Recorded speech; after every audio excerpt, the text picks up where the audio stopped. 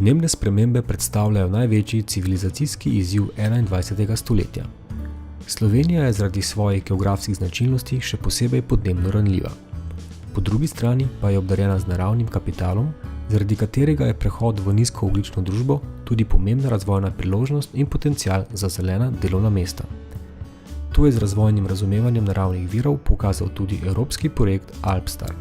Projekt Alpstar, ki smo ga prijavili na program Alpe, je bil izveden na območju 5 občin, Bovec, Kobarid, Tolmin, Cerkno in Idrija. Skupaj z nami, Posoškim razvojnim centrom, smo zasnovali partnerstvo za pripravo nizkoogljične strategije.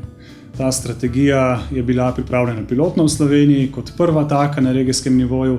Prav za ta namen pa smo oblikovali funkcionalno regijo, ker vemo, da regij v administrativnem pomenu v Sloveniji nimamo.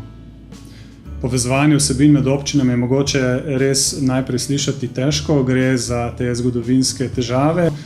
Če pa pogledamo logično, določene teme je treba obdelovati skupaj. Vsaj mi pri našem delovanju stremimo k povezovanju, zaenkrat moram reči, da pri tem nimamo težav.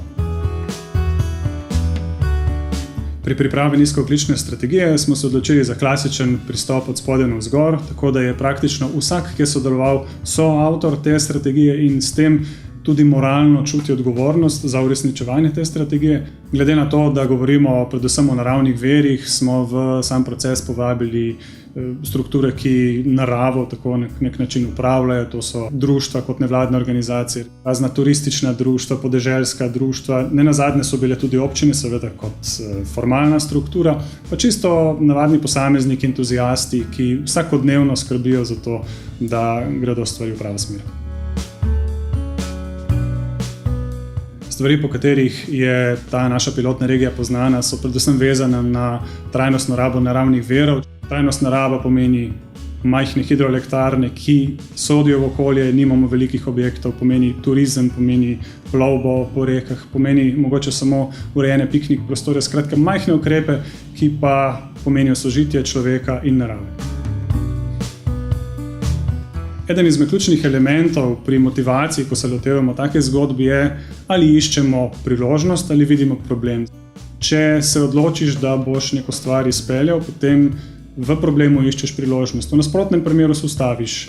In mislim, da je podjetniška miselnost že sama naravnana k temu, da je priložnost vedno na prvem mestu. V našem primeru je bila in tudi s tem dokumentom bomo vedno imeli zaslombo na priložnosti, ne na problemu.